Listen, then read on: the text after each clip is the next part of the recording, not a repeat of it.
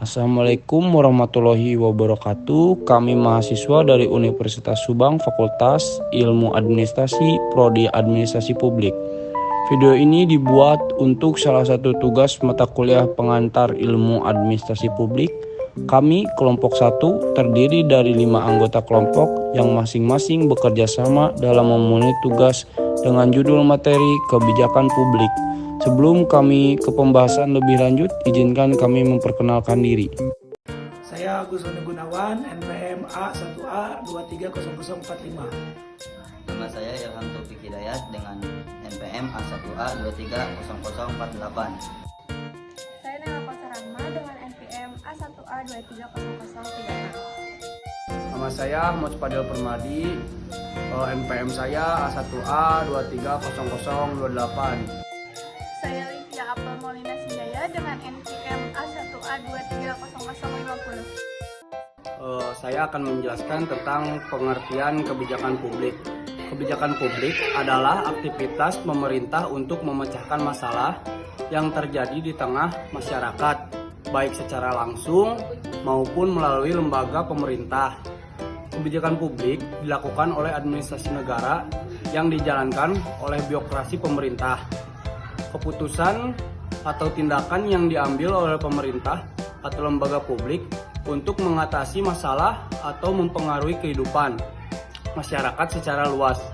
Kebijakan publik mencangkup berbagai bidang seperti pendidikan, kesehatan, ekonomi, lingkungan, dan lain-lain.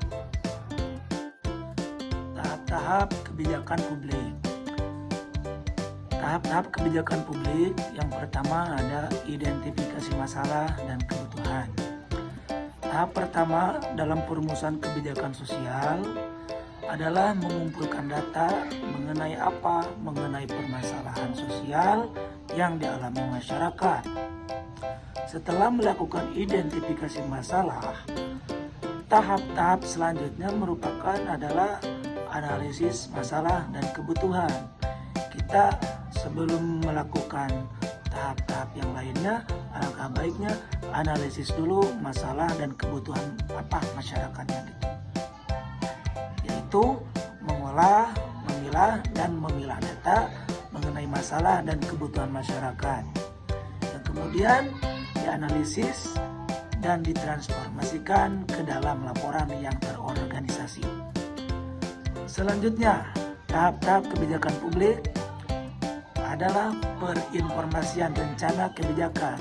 Jadi, kalau kita mempunyai rencana kebijakan, alangkah baiknya itu diinformasikan dan dipublikasikan. Setelah melakukan hal itu, yang terakhir ada perumusan tujuan kebijakan. Setelah mendapat saran dari masyarakat, dilakukan berbagai diskusi dan pembahasan. Untuk apa? Untuk memperoleh alternatif kebijakan. Maka alternatif kebijakan tersebut dianalisis kembali dan dipertajam menjadi tujuan kebijakan.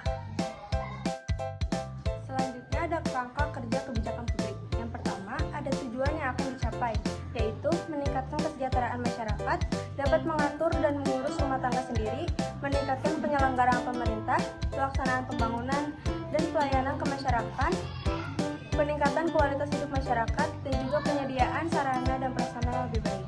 Selanjutnya, ada preferensi nilai, yaitu ada keadilan, kesejahteraan, pembangunan, dan juga pelayanan. Selanjutnya, ada sumber daya yang mendukung kebijakan, yaitu ada dana atau anggaran, pemerintah daerah, DPRK, masyarakat, dan juga swasta. Selanjutnya, ada kemampuan aktor pembuat kebijakan, yaitu pembuatan kebijakan publik merupakan fungsi penting dari sebuah pemerintahan. Oleh karena itu, kemampuan dan pemahaman yang memadai dari para ahli terhadap proses pembuatan kebijakan menjadi sangat penting bagi terwujudnya kebijakan publik yang cepat, tepat, dan juga memadai. Yang selanjutnya, ciri-ciri kebijakan publik. Kebijakan publik merupakan tindakan yang mengarah pada tujuan daripada sebagai perilaku atau tindakan yang serba acak dan kebetulan.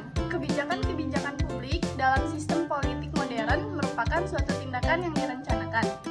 Adapun yang kedua, kebijakan pada hakikatnya terdiri atas tindakan-tindakan yang saling berkait dan berpola yang mengarah pada tujuan tertentu yang dilakukan pejabat, pemerintah, dan bukan merupakan keputusan yang berdiri sendiri. Yang ketiga, kebijakan bersangkut paut dengan apa yang senyatanya dilakukan pemerintah dalam bidang tertentu. Sedangkan yang terakhir, kebijakan publik mungkin berbentuk positif, mungkin pula negatif. Kemungkinan meliputi keputusan-keputusan pejabat pemerintah untuk bertindak atau tidak melakukan tindakan apapun dalam masalah-masalah di mana justru campur tangan pemerintah diperlukan.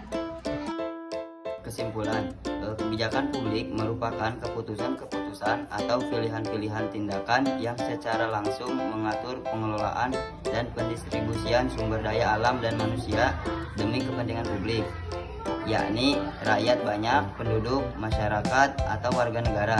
Jadi, kebijakan publik merupakan persaingan, sinergi, dan kompromi dari berbagai gagasan para aktor, pembuat kebijakan yang mewakili kepentingan-kepentingan yang menyangkut isu publik. Nah, dengan mengadopsi pendekatan kewirausahaan terhadap sistem keuangan publik, memang ada peluang untuk meningkatkan jumlah pendapatan, namun hal tersebut cenderung mengurangi tingkat responsivitas politik. Sekian pemaparan materi tentang kebijakan publik dari kelompok 1. Mohon maaf bila ada kesalahan. Assalamualaikum warahmatullahi wabarakatuh.